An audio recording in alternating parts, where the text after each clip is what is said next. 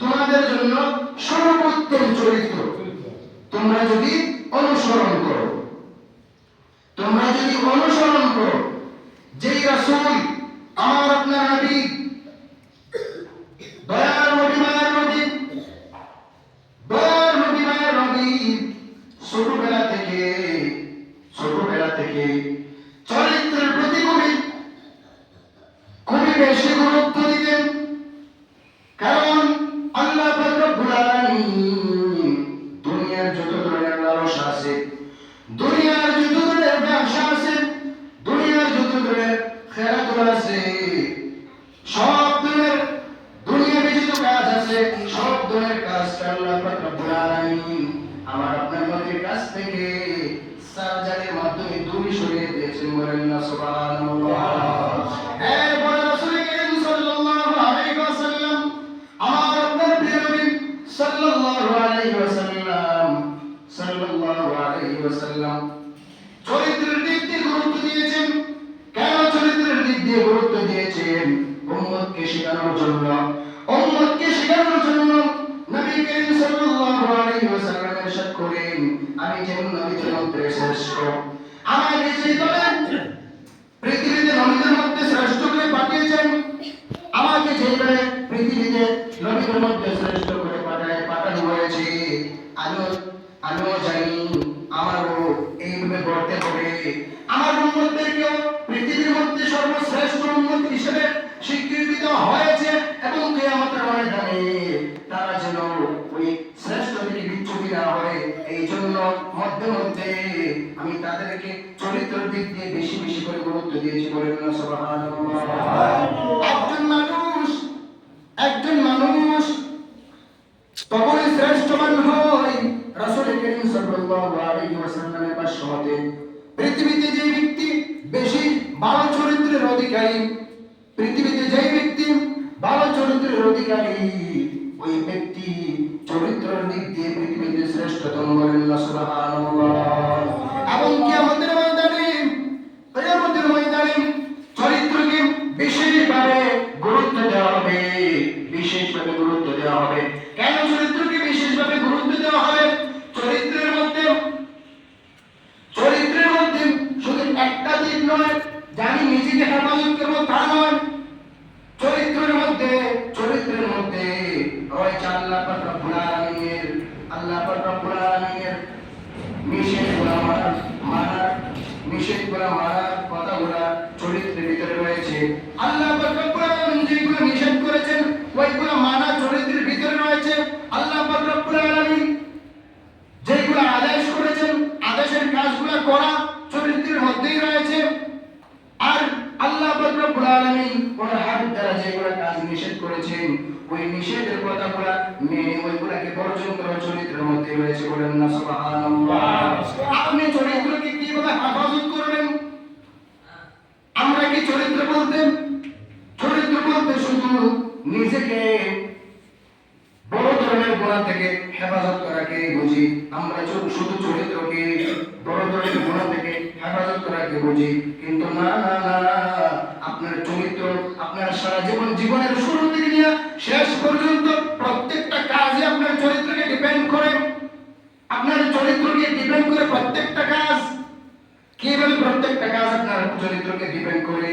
আপনার চরিত্র যদি ভালো হয়, আপনার চরিত্রের দিকে যদি আপনার মন থাকে, আপনি খারাপ কাজে যাবেন না, অন্যজনের ক্ষতি করবেন না, অন্যকে ভালোবাসা দিবেন, ভালোবাসার সহিত আপনার কাছে টানবেন। রাসূল করিম সাল্লাল্লাহু আলাইহি ওয়াসাল্লাম শ্রেষ্ঠ চরিত্রের অধিকারী ছিলেন। শুধু রাসূল করিম সাল্লাল্লাহু আলাইহি ওয়াসাল্লামের চরিত্র নিয়ে আলোচনা করবেন শত ঘন্টা পার হয়ে যাবে, কিন্তু আলোচনা শেষ হবে না। রাসূলের চরিত্রকে রাখেন, আগে ওলি আল্লাহর চরিত্রকে দেখেন। রাসূল করিম সাল্লাল্লাহু আলাইহি ওয়াসাল্লামের চরিত্র অনেক উপরে, ওলি আল্লাহর চরিত্রকে দেখেন যেগুলো আমাদের সাথে সাদৃশ্য যায়। ওলি আল্লাহর চরিত্রকে দেখেন, বাবা আব্দুল কাদের জিলানী রাদিয়াল্লাহু তাআলা আনহু, ওনার চরিত্র কেমন ছিল? উনি কি মানুষকে কষ্ট দিয়েছেন কিনা? উনি মানুষকে খারাপ কাজে উদ্বুদ্ধ করেছেন কিনা? ভালো দেশে ভালো কাজে নিয়েছেন কিনা ওই দিকটা দেখুন। বরফি আব্দুল কাদের জিলানী রাদিয়াল্লাহু তাআলা আনহু কিভাবে চরিত্রের মাধ্যমে মানুষকে ভালোর দিকে আহ্বান করেছেন, কিভাবে চরিত্রকে ডিপেন্ড করে বরফি আব্দুল কাদের জিলানী রাদিয়াল্লাহু তাআলা আনহু মানুষকে ভালোবাসা দিয়ে চরিত্র দিয়ে ভালোবাসা দিয়ে মানুষকে কিভাবে ওনার কাছে নিয়ে এসেছেন। উদাহরণস্বরূপ বরফি আব্দুল কাদের জিলানী রাদিয়াল্লাহু তাআলা আনহু একদিন কবরের পাশ দিয়ে হাঁটতেছেন, কবরের পাশ দিয়ে হেঁটে যাচ্ছেন। ওই সময় কবরের পাশ দিয়ে হেঁটে যাচ্ছেন, হঠাৎ তাকায় দেখেন বরফি আব্দুল কাদের জিলানী রাদিয়াল্লাহু তাআলা আনহু হঠাৎ তাকায় দেখে একজন যুবক কবরের পাশে দাঁড়িয়ে বাদ্যযন্ত্র বাজাচ্ছে।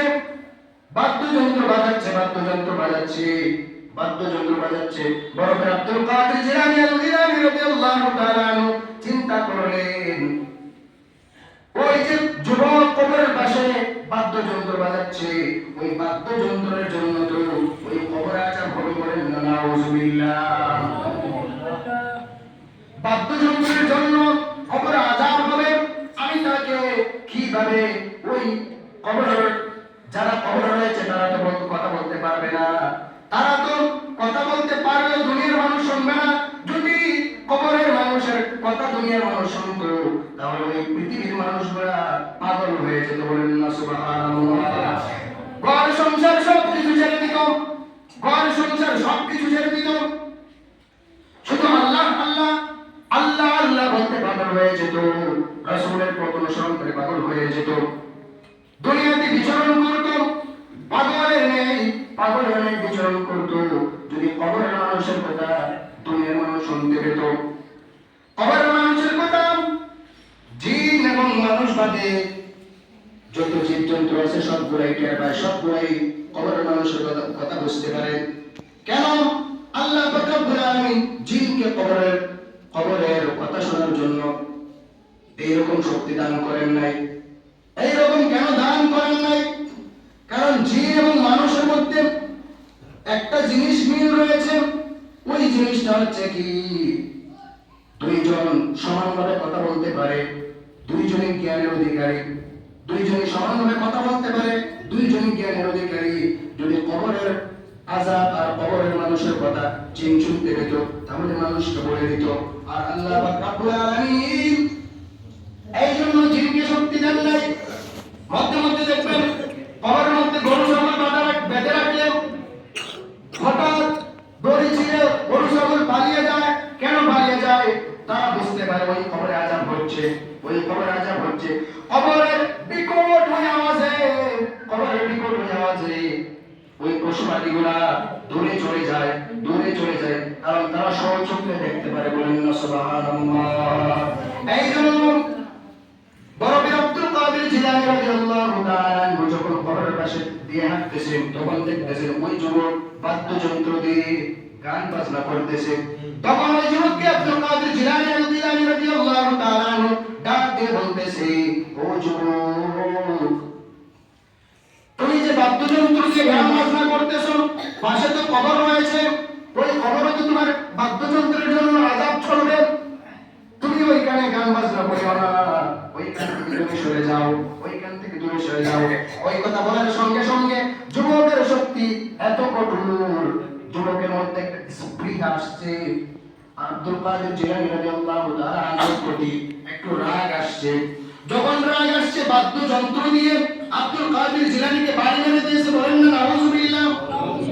যখন আব্দুল কাদের জিলানী রাদিয়াল্লাহু তাআলা আনহুকে বাড়ি মেরে দিয়েছে, বাড়ি দেওয়ার সঙ্গে সঙ্গে আঘাত করার সঙ্গে সঙ্গে ওই বাদ্যযন্ত্রটা ভেঙে গেছে, বলেন না আল্লাহু আকবার। বাদ্যযন্ত্রটা ভেঙে গেছে। যখন বাদ্যযন্ত্র ভেঙে যাওয়ার সঙ্গে সঙ্গে ওই যুবক আব্দুল কাদের জিলানী রাদিয়াল্লাহু তাআলা আনহুকে অকাট্য ভাষায় গাল মন্দ করতেছে। যখন অকাট্য ভাষায় গাল বন্ধ করতেছে। আব্দুল কাদের জিলানী রাদিয়াল্লাহু তাআলা আনহু ওই গাল বন্ধ করা শুনে এখান থেকে সরে গেছেন, বলেন না সুবহানাল্লাহ। যখন এখান থেকে চলে গিয়েছেন আব্দুল কাদের জিলানী রাদিয়াল্লাহু তাআলা আনহু ওইখান থেকে চলে গিয়েছেন, বাড়িতে গিয়ে কিছু টাকা সংগ্রহ করেছেন, দেখেন কিভাবে আব্দুল কাদের জিলানী আল্লাহ পাক রব্বুল আলামিনের ওলিরা মানুষের মন জয় করেছে, কিভাবে মন জয় করেছে? এইভাবে আল্লাহ পাক রব্বুল আলামিনের ওলিরা মানুষের মন জয় করেছে। চিন্তা করবেন, আব্দুল কাদের জিলানী রাদিয়াল্লাহু তাআলা আনহু বাসায় গিয়ে কিছু টাকা সংগ্রহ করেছেন এবং ওনার বিবিকে বলেছেন যে কিছু হালুয়া তৈরি করো। আব্দুল কাদের জিলানী রাদিয়াল্লাহু তাআলা আনহু হালুয়া তৈরি করলেন, ওনার বিবির হাতে হালুয়া তৈরি করে একজন মুরিদকে ডাক দিয়ে বলতেছেন, বাবা এদিকে আসো। মুরিদ আসার পরে আব্দুল কাদের জিলানী রাদিয়াল্লাহু তাআলা আনহু বললেন, যাও ওই জায়গায় যাও, ওই কবরের পাশে যাও, ওই কবরস্থানের পাশে গিয়ে দেখতাম একজন যুবক ওই কবরের পাশে বাদ্যযন্ত্র দিয়ে গান বাজাচ্ছে, ওই যুবককে দিয়ে আসবা। তখন আব্দুল কাদের জিলানী রাদিয়াল্লাহু তাআলা আনহু ওই কবরের পাশে চলে গিয়েছেন। ওই কবরের পাশে গিয়ে দেখে আল্লাহ পাক রব্বুল আলামিনের যুবক বান্দা এখানে নাই, বলেন আল্লাহু আকবার। আল্লাহ পাক রব্বুল আলামিনের যুবক বান্দা এখানে কবরের পাশে নাই। মুরিদ বাইরে বাসায় ফিরে আসলো। বাসায় ফিরে আসার পরে আব্দুল কাদের জিলানী রাদিয়াল্লাহু তাআলা আনহু জিজ্ঞেস করলেন, তুমি কোন নজরানাগুলো ওই যুবককে পৌঁছে দিয়েছো? আব্দুল কাদের জিলানী রাদিয়াল্লাহু তাআলা আনহু মুরিদ বলতেছে, না, ওই যুবককে আমি এখানে পাই নাই, কবরস্থানের পাশে পাই নাই। তখন আব্দুল কাদের জিলানী রাদিয়াল্লাহু তাআলা আনহু একটু মুচকি হাসলেন, মুচকি এসে আবার বললেন, যাও ওই যুবকের বাড়িতে ওইগুলা পৌঁছে দিয়ে যাও, বলেন না সুবহানাল্লাহ। যখন আব্দুল কাদের জিলানী রাদিয়াল্লাহু তাআলা আনহু যুবকের কাছে পাঠিয়েছেন ওইগুলা দেওয়ার জন্য, নজরানাগুলা দিয়ে আসার জন্য, যুবকের বাড়ির দরজায় গিয়ে আব্দুল কাদের জিলানী মুরিদ টক করলেন। দরজায় যখন করাঘাত করলেন তখন যুবক দরজা খুললো। দরজা খোলার পরে দেখতেছেন ওই মুরিদের হাতে কিছু টাকা এবং হালুয়া রুটি। তখন আব্দুল কাদের জিলানী মুরিদ ডাক দিয়ে বলতেছে, ভাই আপনি কি ওই লোক যে লোক কবরের পাশে সর্বদা গান বাজনা করেন? তখন আব্দুল কাদের জিলানী রাদিয়াল্লাহু তাআলা আনহু মুরিদ যখন প্রশ্ন করলেন, ওই যুবক ডাক দিয়ে বলতেছে, আমি। তখন আব্দুল কাদের জিলানী রাদিয়াল্লাহু তাআলা আনহু মুরিদ ডাক দিয়ে বলতেছে যে ওই নজরানাগুলো আপনার জন্য, বলেন না সুবহানাল্লাহ। যখন ওই নজরানাগুলো পাঠিয়েছেন, ওই যুবকের হাতে দিয়েছেন, যুবক বাবা যে ওই নজরানাগুলো কি আমার জন্য পাঠাবে? তখন ওই যুবক আব্দুল কাদের জিলানী মুরিদকে প্রশ্ন করলো, কি হলো, ওই নজরানাগুলো কোথা থেকে আমার জন্য আসলো, বলো কে পাঠিয়েছে? তখন আব্দুল কাদের জিলানী মুরিদ ডাক দিয়ে বলতেছে যে পৃথিবীর বিখ্যাত ওলি আব্দুল কাদের জিলানী আপনার জন্য এগুলো পাঠিয়েছে। সঙ্গে সঙ্গে যুবক ডাক দিয়ে বলতেছে, কেন? আমি তো ওনাকে মারধর করেছি, আমি তো ওনাকে অকাট্য ভাষায় গালমন্দ দিয়েছি, উনি আমার জন্য কেন এগুলো প্রেরণ করলো? তখন আব্দুল কাদের জিলানী মুরিদ ডাক দিয়ে বলতেছে, ও যুবক, আল্লাহ পাক রব্বুল আলামিনের ওলি আপনার জন্য পাঠিয়েছেন ওই টাকা দিয়ে বাদ্যযন্ত্র কেনার জন্য, আর ওই হালুয়াগুলা খেয়ে আপনার মুখের অস্বস্তি দূর করার জন্য, বলেন না সুবহানাল্লাহ। গালমন্দ দিয়ে যে অসুস্থ হয়েছেন, আপনার মুখে যে ব্যথা হয়েছে, ওই ব্যথাগুলো নিরাময় করার জন্য আপনার কাছে অন্য ধারণা পাঠিয়েছে। তখন ওই যুবক সঙ্গে সঙ্গে ডাক দিয়ে বলতেছে, ও আল্লাহর বান্দা, তুমি আমাকে আল্লাহ পাক রব্বুল আলামিনের ওলির কাছে নিয়ে যাও, আব্দুল কাদের জিলানীর কাছে নিয়ে যাও।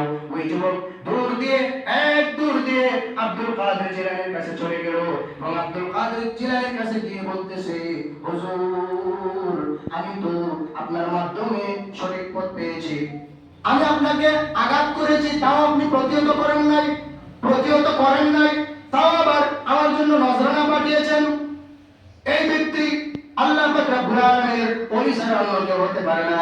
আমি আপনার পথকে আমার পথ হিসেবে নিয়ে নিলাম, আমি আপনার পথকে আপনার কর্মকে আমার কর্ম হিসেবে নিয়ে নিলাম, আমি আপনাকে আল্লাহ পাক রব্বুল আলামিনের জন্য গ্রহণ করে নিলাম। বলেন না সুবহানাল্লাহ। এই জন্য বাবারা আমার, বন্ধুরা আমার, ওলিয়াউলিয়ার সংস্পর্শে থাকতে হবে, ওলিয়াউলিয়ার কাছে যেতে হবে, ওলিয়াউলিয়াকে ভালো দিক থেকে দেখতে হবে, ওলিয়াউলিয়ার কাছে বেশি বেশি যেতে হবে, সহবত নিতে হবে। কারণ ওলিয়াউলিয়াগণ আমাদেরকে ইসলাম এনেছেন, ওলিয়াউলিয়াগণ আমাদেরকে ইসলাম এনে দিয়েছেন। এই জন্য আল্লাহ পাক রব্বুল আলামিন আমাকে আপনাকে ওলিয়াউলিয়ার সংস্পর্শে থাকার মধ্যে সবাই বলেন আমিন।